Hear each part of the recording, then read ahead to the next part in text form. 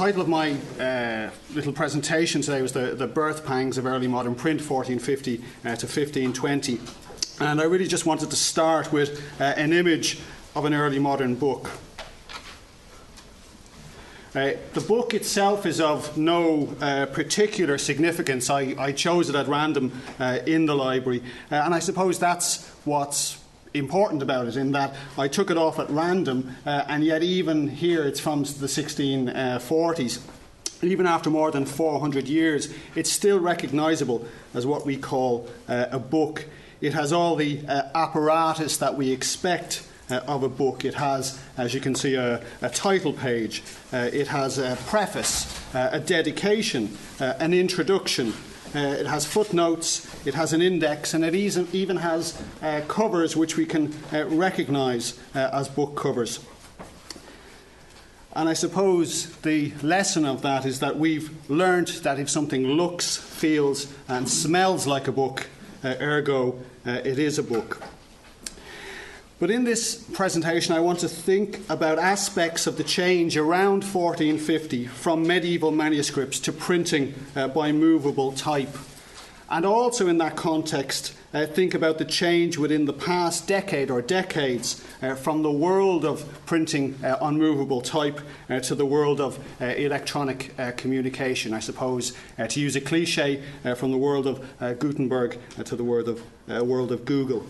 And I want to suggest, in some ways very haphazardly and very tentatively, that a knowledge of what happened in the decades after 1450 might encourage us to think in new and exciting ways about the possibilities inherent in digital technology.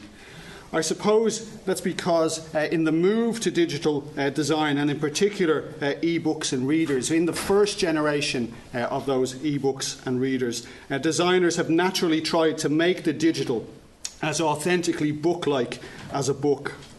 And I suppose that's quite natural, because one has to give people products that they understand and can comprehend.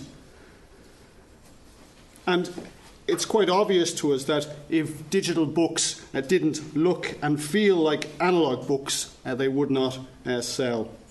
If the new is recognisable as similar to the old, then it will sell. And I think the success of digital and e-books over the past number of years has shown that designers have been very successful in setting out what they've tried to do and what they've had to do in the first generation of e-books. But I want to suggest that this approach limits the possibilities of what digital books and typography could be, not just in this generation of books or the next generation of books, and obviously a generation of digital books seems to be about 2.5 years rather than 25 years. But what books and typography could be in 10, 30, 50, or dare I even say it's 70 years. And I choose 70 because with modern European copyright law, 70 years is about the lifetime of a legally protected text in the European Union. So we might use this opportunity to think about possibilities in the light of the actual enormous changes which took place in the 70 years after the invention of movable type. And if we think about medieval manuscripts and manuscript books, I think we can in very quickly give a number of characteristics about them. They were rare items, they were precious items, they were unique in themselves, and they were highly prized. Above all, they developed their own grammar, forms and conventions which identified them as manuscripts to customers and readers. And as you can see, there was a very visual look to them. The apparatus for navigating those texts might not have been up to what we expect today, but there was a noticeably visual look. And really what we're talking about then is when we move to print, from the movement from the medieval to the early modern, and then the difference between the two periods, we're talking about something epoch changing, because for me the move between medieval and early modern is nothing to do with battles or the passing of legislation, as history books will traditionally define different epochs. It's to do with the emergence, development and spread of a technology, the move from scribal publication to a communication based on movable type, easily and quickly reproduced on a common wooden hand press.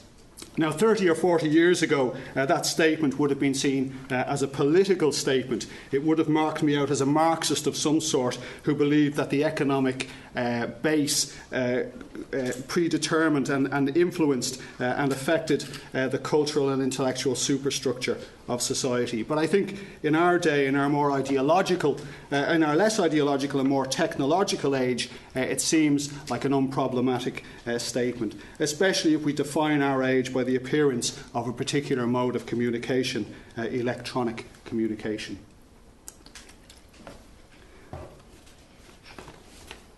And such a model is handy as a grand narrative, but we can't be too stringent, I think, in its application, because there wasn't one seismic shift which changed things forever and for always in a particular direction. And that's, I suppose, implicit in the idea of the printing revolution, that there's a huge seismic change and that things are noticeably different very quickly.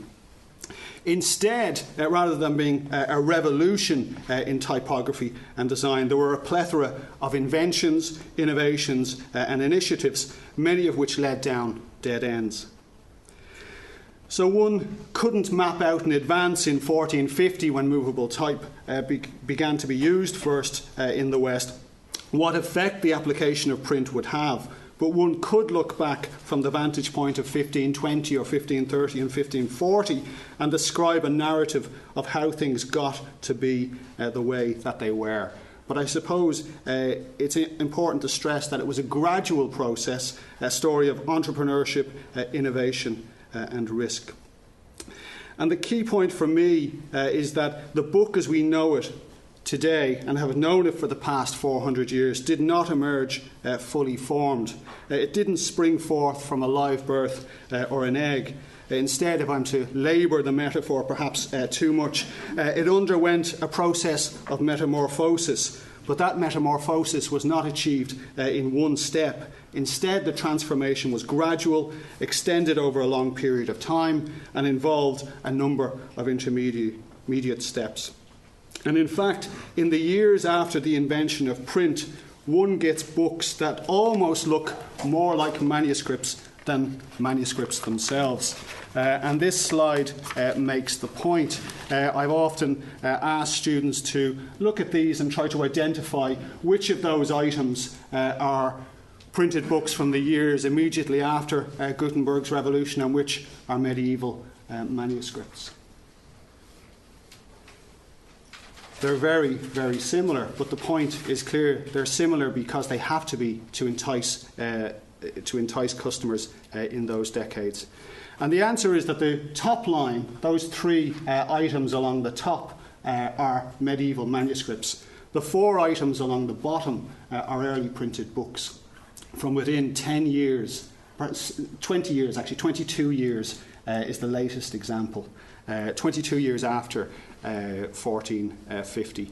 Along the bottom right we have two images of the same page of the Gutenberg Bible, one in the centre printed on paper, the one on the right printed on vellum, and in the bottom left hand corner the letters of Cicero from 1472. Again, terribly ornate, and we're dealing with early modern printed books which are designed to look exactly like manuscripts.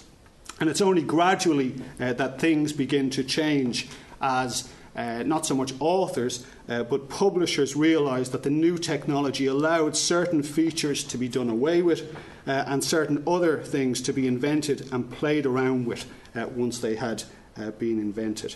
And to give you an example.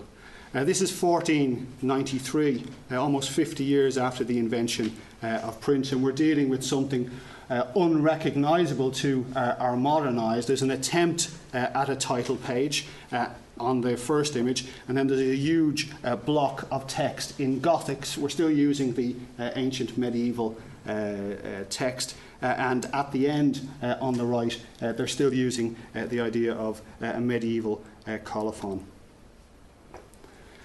By 1506, we're looking at a small book here, a book about Aristotle. There's an attempt at a title page. Bizarrely for us in the centre, publishers have decided that it would be a really good idea to put indexes at the front of the book. And then on the right we can see that there's a slight attempt at producing a title at the top of the book, but still the publisher, again more than 50 years after the first invention of print, is enthralled to the idea of an initial letter. And the idea was that that blank space would have been illustrated in the style of a medieval manuscript, more than 2 generations of human life after the first invention of printing. This is another intermediary stage in which we might think from 1507 that we're moving on to something noticeably modern.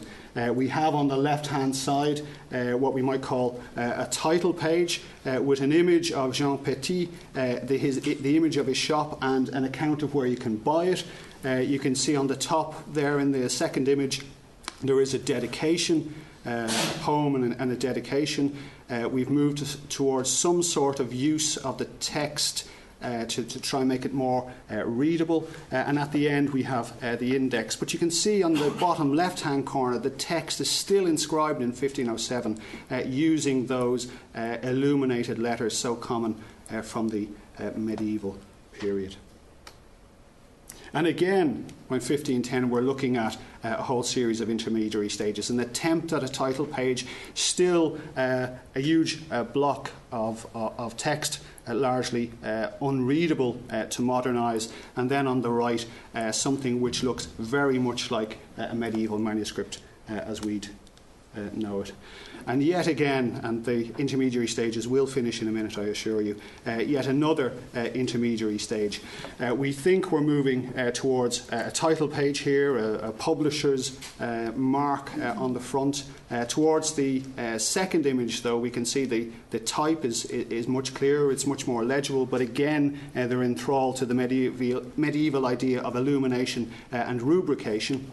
Throughout the text, somebody has gone through and highlighted initial letters. And we have the colophon, the details of printing and publishing, which we know and we assume are always at the front, are still at the back in those days. And even close to 1520, we're dealing with something which really, apart from the lack of illumination, hasn't really travelled that far in the previous 60 years. And I suppose one of the first things that publishers realised that they could do with this image, with this new technology, is that they could, if they wanted, dispense with the expense and the trouble of illumination. But they also realised gradually, and it was fitful and there were false starts aplenty, but gradually you can trace a process by which, over a period of time, publishers were able to work towards modern title pages as we know it, a prefatory matter, navigational aids, some of which were invented, some of which were refined from medieval practices, such as indexes, footnotes, and side notes. There was also a move, fitful at the first, from 1501 to produce new fonts, and the Roman font that we're so familiar with is invented, as you'll know, many of you, in 1501, to fit into the new idea of a printed book, to make it possible to fit more letters onto a page. And also publishers begin to experiment with new formats of books and new types of books and new genres. But it is a very gradual process. So I want to suggest that and I'll finish up now, but I want to suggest that currently we're still very much at the stage on the left in which we think that digital books have to look like what we assume printed books will look like. And I know there are people here today who are grasping towards what the next generation, perhaps in the next 5 and 10 years, will look like of digital books and e-printers and e-readers.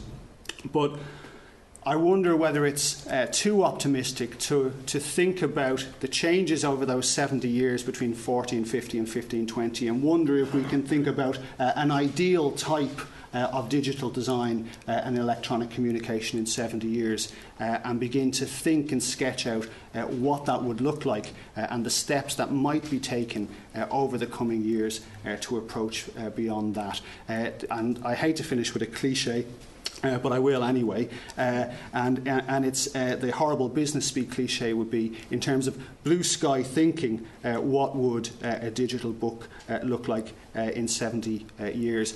It will look, I would suggest, as different from what we have today as those two images on the screen in front of you are in those first generations of early modern printing.